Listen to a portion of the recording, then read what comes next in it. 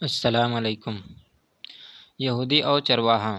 ایک یہودی کا گزر مسلمانوں کی ایک بستی سے ہوا۔ اس کے دل میں ایک ترتیب آئی کہ کیوں نہ میں انہیں ان کے دین کے تعلق سے ان کے دلوں میں سکوت و ثبات پیدا کر دوں اور انہیں ان کے علماء سے بدجن کر دوں۔ بستی میں داخل ہونے سے پہلے ہی ایک چرواہے سے ملاقات ہوئی۔ یہودی نے سوچا کہ کیوں نہ اسی جاہل سے اس کی ابتدا کی جائے اور اس چرواہے کے دل میں اور دماغ میں اسلام کے خلاف سکوت و ثبات پیدا کیے جائیں۔ یہودی نے اس چرواہے سے ملاقات کی اور کہا کہ میں ایک مسلمان مسافر ہوں۔ باتوں ہی باتوں میں یہودی کہنے لگا کہ ہم مسلمان قرآن مجید کو یاد کرنے کے لیے کتنی مشقت اٹھاتے ہیں، جبکہ یہ قرآن 30 اجزاء پر مشتمل ہے، لیکن قرآن میں بے شمار آیت مشتبہ ہیں جو ایک جیسی ہیں۔ بار بار دہرانے کی کیا ضرورت ہے؟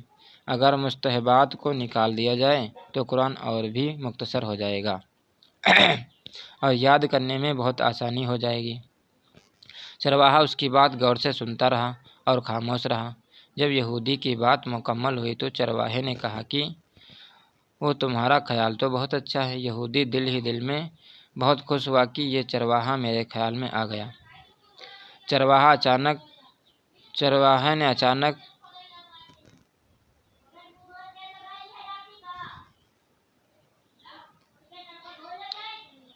چرواہے نے کہا کہ میرا ایک سوال ہے۔ یہودی نے کہا پوچھیے۔ تم چاہتے ہو کہ قرآن میں جو مستحبات ہیں یا تکرار ہے اس کو نکال دیا جائے؟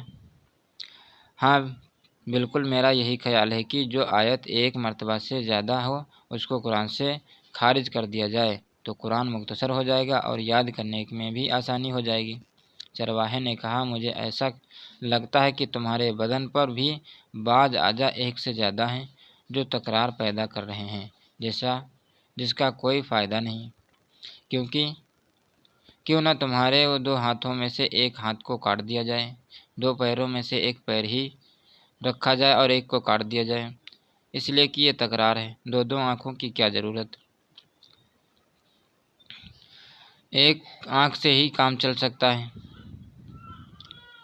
کیوں نہ تمہاری ایک آنکھ بھی نکال دی جائے؟ 2 کان اور 2 گردوں کی کیا ضرورت ہے؟ اس میں بھی تکرار ہے۔ اگر ان تمام تکرار والے اعضاء کو نکال دیا جائے تو تمہارا بدن بھی ہلکا ہو جائے گا اور غذا کی مقدار بھی کم ہو جائے گی اور تمہارے زیادہ جدوجہد کرنے کی بھی ضرورت نہیں رہے گی۔ کیا خیال ہے؟ یہودی نے اپنا سیاہ منہ لے کر فوراً اٹھ کھڑا ہوا۔ جب مسلمانوں کے چرواہے کی یہ فکر ہے تو ان کے علماء کی کیا فکر کیسے ہوگی؟